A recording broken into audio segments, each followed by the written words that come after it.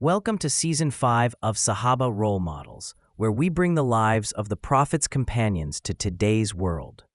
This season, we're introducing a new format: short, powerful episodes that highlight the life of one Sahabi in under 10 minutes. Clear, inspiring, and easy to watch on the go. And if you love deeper stories and reflections, check out the full-length podcast available now. Same episode, just more detail. Today's episode is about Ikrimah ibn Abi Jahl, a man who once fought Islam, but later gave his life defending it. Let's discover what changed him. All right, today we've got a story for you that is just unbelievable. A story of transformation that sounds like it's straight out of a movie. We're talking about the story of Ikrimah ibn Abi Jahl. So let me ask you this. Do you think it's possible for someone's biggest, most dedicated enemy to completely flip the script and become their greatest champion? I mean, a real hero? Well, that's exactly the journey we're about to dive into. Just think about this quote for a second. He came to destroy Islam, but he died defending it. Wow. That one line basically tells you everything you need to know about his life. It's a journey from the absolute darkest hatred to the highest peak of faith. So how on earth did that happen? Let's get into it. Okay, so to really get Ikrimah, you have to start with his dad. This is key, because Ikrimah didn't just get money or a fancy title from his father. No, what he inherited was a legacy of pure, uncut hatred from a guy nicknamed the Father of Ignorance. Yeah, his father, Abu Jahl, was basically public enemy number one for Islam and Makkah. He was this super powerful leader in the Quraysh tribe, and he was notorious for his cruelty, for torturing the first Muslims. So you can imagine, growing up, Ikrimah wasn't just taught to have a different opinion than the Prophet, peace be upon him.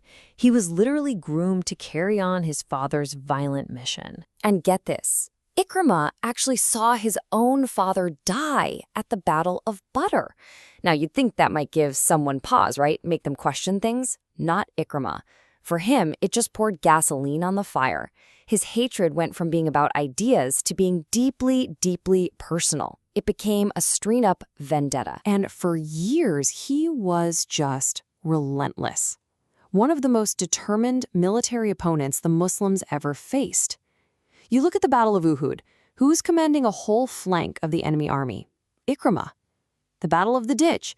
Who's making a crazy, reckless charge at the Muslim defenses? That's him again. He was always there, right at the front, giving it everything he had. Then everything changed. The conquest of Makkah. This is the turning point. The Prophet Muhammad, peace be upon him, comes back to the very city he was forced out of. But he doesn't come back for revenge. He comes back with this massive army. And for Ikrimah, well, this was it.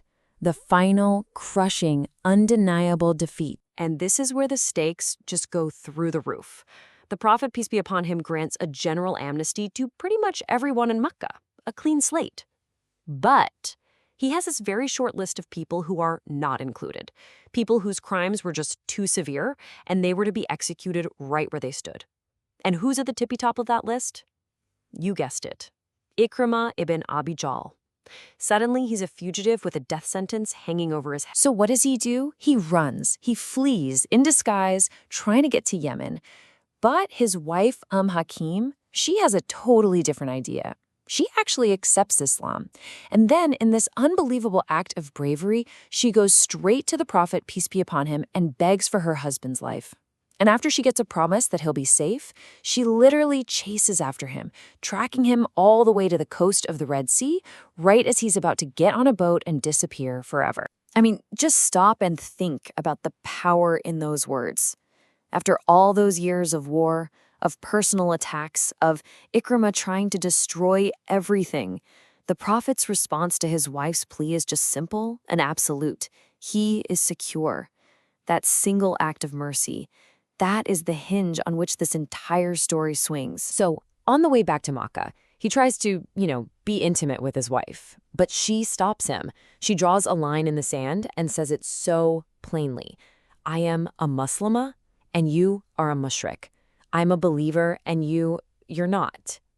Can you just imagine that moment for him? His entire world has been turned upside down, and now the very woman who just saved his life is telling him they belong to two different worlds, and she's part of the one he spent his life trying to crush. And this all leads up to the moment of truth. Ikrimah, the wanted man, walks back into Makkah to stand face to face with the person he spent his entire adult life fighting. The person who, just days ago, had him on a kill list. His life is completely in his hands. But even before Ikrimah gets there, the Prophet, peace be upon him, does something amazing. He shows this incredible foresight and compassion.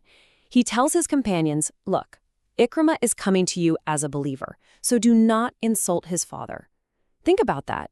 He's creating a space for reconciliation, not revenge. He's showing everyone that it's mercy, not humiliation, that opens the door for real change. So there he is, standing in front of the Prophet, peace be upon him, and he accepts Islam.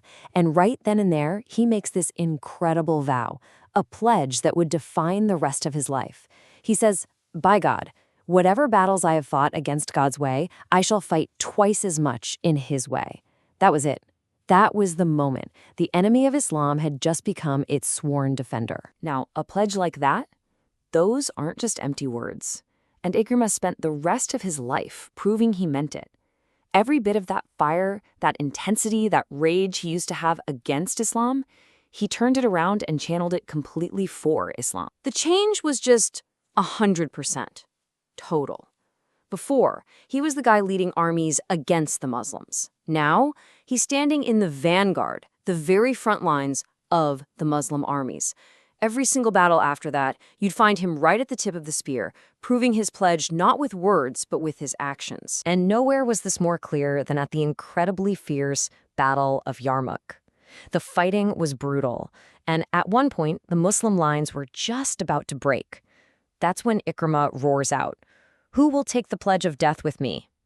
And 400 soldiers, 400, they answered his call. They basically formed a suicide squad and charged straight into the heart of the enemy to turn the tide. That's the kind of leader he became. His final moments are, well, they're a story all on their own. After that heroic charge, Ikrimah is lying on the battlefield, fatally wounded, along with two of his companions. Someone brings water for one of them, but he sees his brother is thirsty and motions for the water to be given to him instead. That man does the exact same thing, passing it to the third. By the time the water finally gets back around to where it started, all three of them had passed away as martyrs, each one putting his brother before himself, right up until the very end. A truly selfless end for a man who absolutely fulfilled his pledge. So what do we take away from all this? Ikrimah's story really makes you think, doesn't it? It's just this powerful reminder that maybe nobody is truly beyond redemption. It shows you what forgiveness can unlock and what a sincere desire to change can do to a person's entire life story. If this story moved you and you want to hear more about these kinds of inspiring, larger-than-life figures from history, you know what to do. Go ahead and subscribe to our YouTube channel, Sahaba Role Models. We've got plenty more stories like this one. Thanks for joining me.